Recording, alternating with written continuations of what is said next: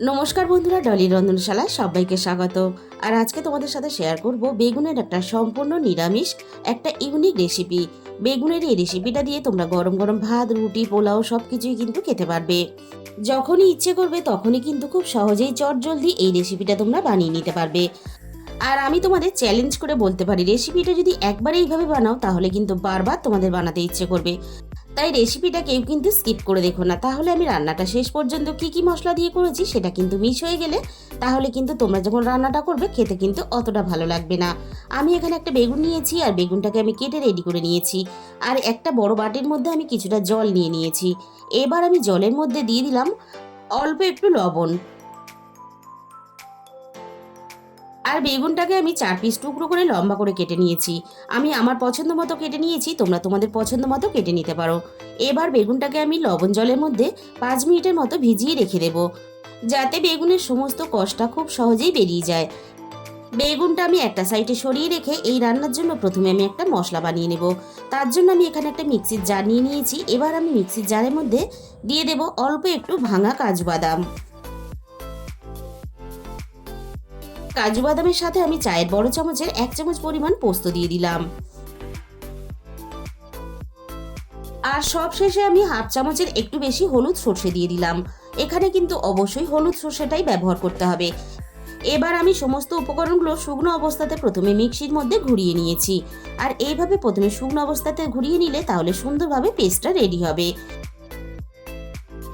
এবার আমি এখানে অল্প একটু জল দিয়ে দিলাম। এবার আমি সবকিছু একসাথে আবারও খুব ভালোভাবে পেস্ট বানিয়ে রেডি করে নিয়েছি। এবার এই পেস্ট করা মশলাটা আমি একটা বাটির মধ্যে ঢেলে নিলাম।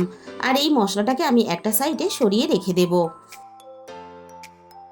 এবার আমি ওই একই মিক্সির জারের মধ্যে আমি আবারও একটা মশলা রেডি করে নেব।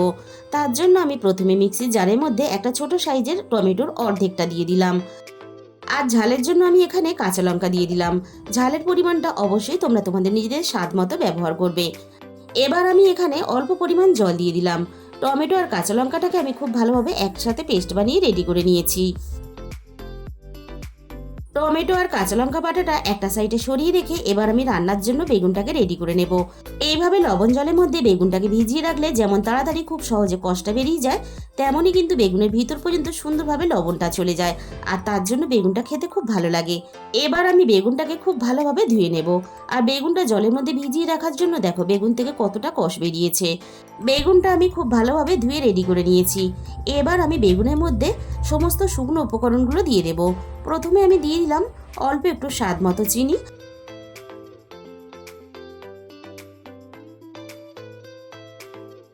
আর বেগুনের মধ্যে অল্প একটু স্বাদ মতো চিনি অবশ্যই কিন্তু ব্যবহার করবে। এবার আমি বেগুনের মধ্যে দিয়ে দেব স্বাদ মতো লবণ। আর আমি সবশেষে দিয়ে দিলাম অল্প একটু সামান্য হলুদ গুঁড়ো।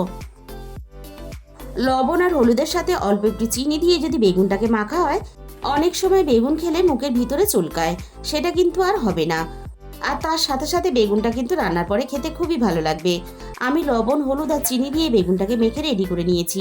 আর এই রান্নাটা কিভাবে করেছি এটা জানার জন্য কিন্তু গ্যাসের কাছে চলে যেতে হবে। প্রথমে আমি কড়াইয়ের মধ্যে আন্দাজ মতো 3 চামচ পরিমাণ সাদা তেল দিয়ে দিলাম। আমি এখানে রান্নাটা সাদা তেলে করছি, তোমরা চাইলে সর্ষের তেলেও করতে পারো। প্রথমে আমি তেলটাকে গরম করে নিয়ে কড়াইয়ের একটু চারিদিকে লাগিয়ে নিলাম। এবার আমি একে একে বেগুনগুলো তেলের মধ্যে ভাজার জন্য দিয়ে দেব। এবার আমি বেগুনগুলোকে তেলের মধ্যে একটু নাড়াচাড়া করে নেব। আর এই সময় কিন্তু গ্যাসের ফ্লেমটা অবশ্যই মিডিয়ামের থেকে লো রাখতে হবে। তা না হলে বেগুনগুলো খুব ভালোভাবে কিন্তু ভাজা যাবে না, উপরটা লালচে হয়ে আসবে আর বেগুনগুলো কিন্তু খুব সহজে পুড়ে যাবে। বেগুনের একটা সাইড খুব ভালোভাবে ভেজে নিয়ে অপর সাইডটাও আমি ঠিক একইভাবে এভাবে ঘুরিয়ে ফিরিয়ে বেগুনগুলোকে খুব ভালোভাবে ভেজে নেব। বেগুনগুলো আমি 3 থেকে 4 মিনিটের মতো খুব ভালোভাবে ভেজে নিয়েছি। আর এর থেকে বেশি আমি আর ভাজবো না, বেগুনগুলো তাহলে অনেকটা বেশি সিদ্ধ হয়ে নরম হয়ে রান্নার সাথে একেবারে গলে মিশে যাবে। এবার আমি বেগুনগুলোকে তেলে থেকে ছেঁকে তুলে নেব।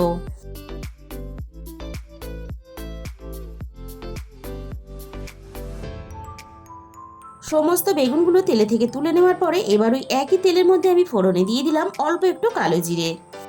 ফোড়ন থেকে সুন্দর গন্ধ বেরিয়ে আসার সাথে সাথে আগে থেকে আমরা টমেটো আর কাঁচা লঙ্কা দিয়ে যে পেস্টটা রেডি করে রেখেছিলাম সেটা আমি তেলের মধ্যে দিয়ে দিলাম। এবার আমি রান্নায় স্বাদ মতো লবণটা দিয়ে দিলাম।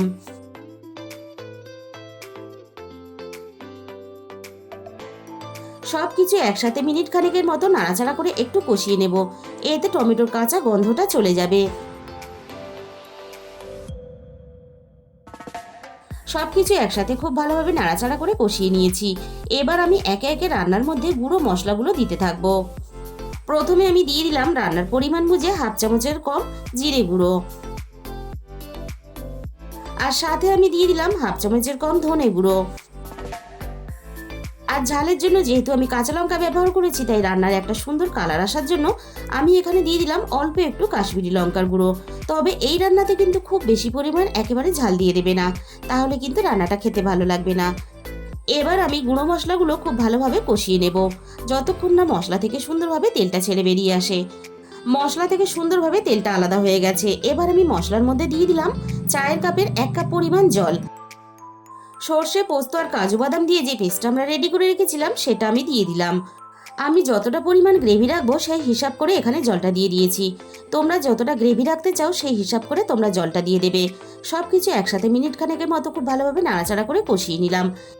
এবার আমি রান্নাতে অল্প একটু স্বাদ মতো চিনি দিয়ে দিলাম। রান্নাতে অবশ্যই অল্প একটু চিনি ব্যবহার করবে, তাহলে রান্নার স্বাদের ব্যালেন্সটা ঠিকঠাক থাকবে আর খেতে কিন্তু দারুণ লাগবে। এবার আমি গ্রেভিটাকে খুব ভালোভাবে ফুটিয়ে প্রথমে রেডি করে নেব।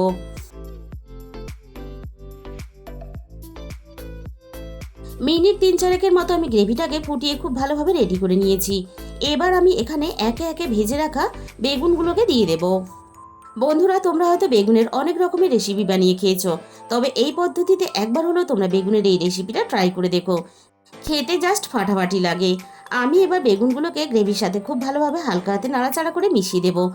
গ্যাসের ফ্লেমটা একেবারে লোতে দিয়ে আমি মিনিট 5-এর মতো বেগুনটাকে রান্না করে নেব, যাতে বেগুনের ভিতর পর্যন্ত সুন্দরভাবে তেল মশলা চলে যায়। নিরামিষভাবে বেগুনের যে এতটা একটা টেস্টি রেসিপি বানানো যায়, তোমরা কিন্তু না বানালে বুঝতে পারবে না। অল্প একটু গ্রেভি আর 1 টুকরো বেগুন হলেই কিন্তু 1 থালা ভাত নিমেষে শেষ হয়ে যাবে। আর যদি লুচি দিয়ে খাও তাহলে 4টে লুচি বেশি খাবে, আমি গ্যারেন্টি দিয়ে বলতে পারি। বেগুনের রেসিপিটা কিন্তু আমাদের রেডি হয়ে গেছে, আর খুব কম সময়ে দারুণ টেস্টি একটা কিন্তু বেগুনের রেসিপি আমাদের রেডি হয়ে গেল। একদিন হলেও বাড়িতে অবশ্যই বেগুনের এই রেসিপিটা তোমরা ট্রাই করে দেখো। তাহলে বন্ধুরা, আজকের এই রেসিপিটা ভালো লাগলে একটা ভিডিওতে লাইক করে দিও আর নিজেদের বন্ধুদের মধ্যে শেয়ার করে দিও। আর যে সমস্ত নতুন বন্ধুরা এখনো পর্যন্ত আমার চ্যানেলটাকে সাবস্ক্রাইব করনি, আমার চ্যানেলটাকে সাবস্ক্রাইব করে পাশে থাকা বেল আইকনটা ক্লিক করে অল করে দিও। তাহলে আমি যখনই কোনো নতুন রেসিপি আপলোড করব সবার আগে তোমার কাছে পৌঁছে যাবে। আর তার সাথে সাথে আমি তোমাদের সাথে আরও যাতে নতুন নতুন রেসিপি শেয়ার করতে পারি, তার জন্য আমার চ্যানেলটাকে হাইপ করে দিও। আর তোমাদের মূল্যবান সময় দিয়ে আমার এই রেসিপিটা শেষ পর্যন্ত এতক্ষণ সময় ধরে দেখার জন্য তোমাদের সবাইকে অসংখ্য ধন্যবাদ। আজকে তাহলে এই পর্যন্ত।